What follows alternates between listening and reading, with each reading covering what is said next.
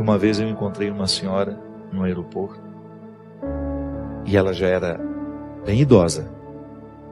Ela estava acompanhada do filho e ela tocou no meu ombro assim e com muita serenidade ela me disse: outro dia eu ouvindo um programa que o senhor estava fazendo, eu identifiquei um defeito em mim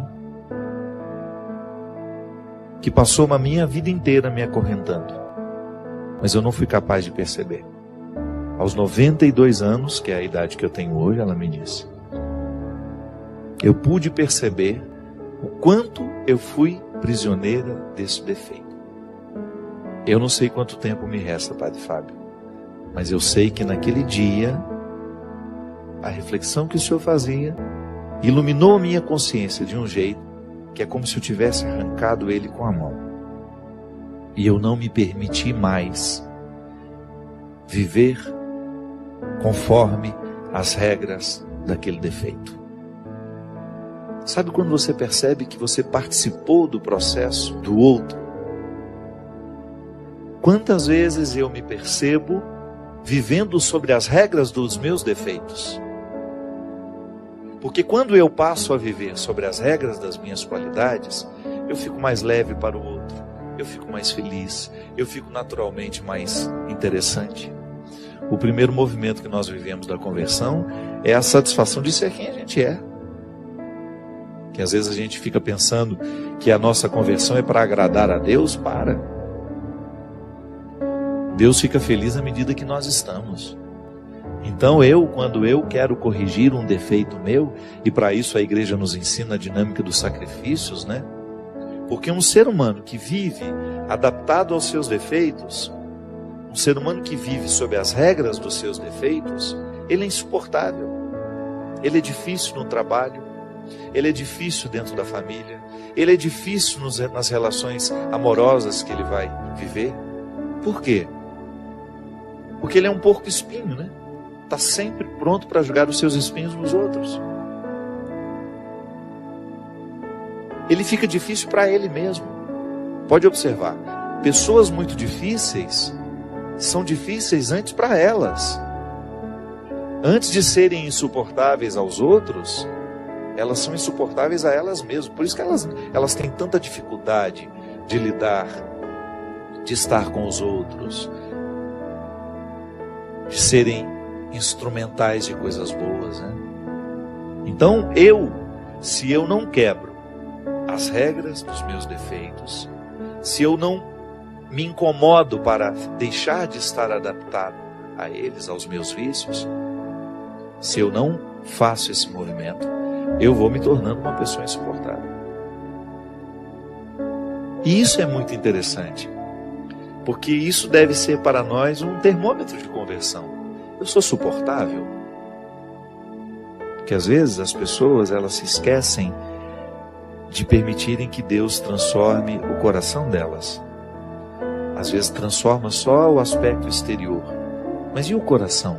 Que é esse que me faz ser diante do outro. Eu particularmente costumo dizer que nós cristãos somos os grandes responsáveis pelo ateísmo no mundo. Pela nossa falta de testemunho. Às vezes nós temos anos e anos e anos de pertença religiosa, 20 anos de padre, 30 anos de bispo, e somos insuportáveis. Somos deselegantes, somos grosseiros. Eu não sei onde é que Deus está nessa história.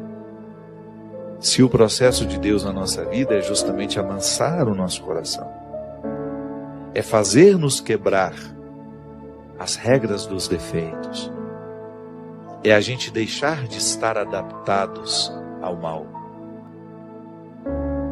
Se eu me torno uma pessoa insuportável aos outros, eu preciso sim rever o quanto de Deus já aconteceu em mim. Que conversão é essa que não me torna uma pessoa mais leve para os outros? É o primeiro sinal, minha gente, de quem se diz religioso. Porque é o fruto da espiritualidade em nós. Eu não me sentir melhor que ninguém. Eu olhar nos olhos dos outros sem ter a pretensão de que sou melhor que eles. Se eu sou um bom chefe, não tem problema ser duro. O bom chefe costuma ser duro, exigente, mas nunca arrogante. Exigente, mas nunca intolerante. Exigente, mas não insuportável.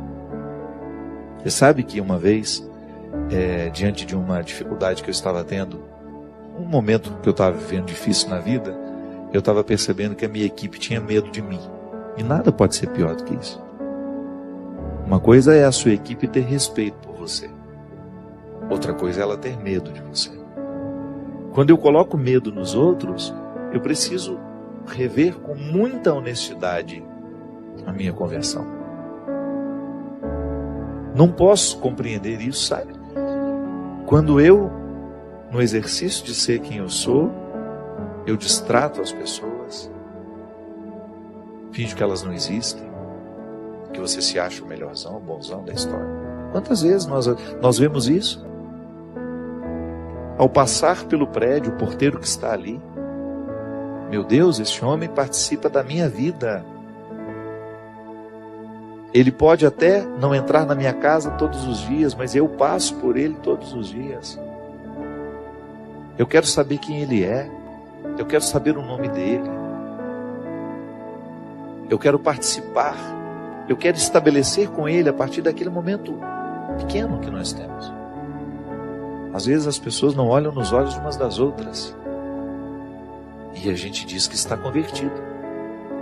Ou que está em processo de conversão. Tá bom, mas que processo é esse que não acelera a nossa simplicidade, a nossa leveza? Deus às vezes perde a oportunidade de acessar o nosso coração por causa das nossas resistências, ou por causa do cultivo dos nossos vícios. Às vezes, não consegue recrutar o que tem de melhor em si mesmo, vai ficando abatido, é isso. Todos nós, se não cuidarmos, nós vamos perdendo o referencial da realidade, do que de fato nós precisamos fazer. Para quê? Fazer para alcançar o melhor de nós. Eu quebrar as regras dos defeitos, para eu começar a viver sobre as regras das virtudes. Eu ter a sensibilidade, a simplicidade de identificar os meus excessos, aquilo que me torna uma pessoa difícil, e começar a trabalhar. Quanto mais cedo eu começo a trabalhar isso, maior é o benefício, porque é bom a gente viver a conversão. A gente fica mais agradável, a gente fica mais feliz. E esse é o primeiro benefício da conversão. Eu quero mudar aquilo que em mim é insuportável, para mim e para os outros. Primeiro, porque eu mereço essa transformação. Segundo, porque os outros merecem. E eu estando na dinâmica deste merecimento, os outros também estando, Deus está. Porque Deus se alegra muito quando um filho reconhece o que nele ainda é empecilho para a sua realização. Deus se alegra profundamente toda vez que nós fazemos um movimento de cura, de restauração, de mudança de hábitos. Deus se alegra profundamente toda vez que nós vivemos as consequências da conversão. Porque essas consequências, elas atuam diretamente no nosso caráter. Nós vamos ficando diferentes à medida que Deus entra. Santo Agostinho dizia que até para a gente se sentir arrependido, nós já precisamos estar sob o influxo da graça. Que a graça de Deus aconteça hoje no nosso coração, abrindo os nossos olhos para a consciência, para que a gente tenha condições de perceber tudo o que em nós hoje precisa ser tocado pelo amor misericordioso de Jesus.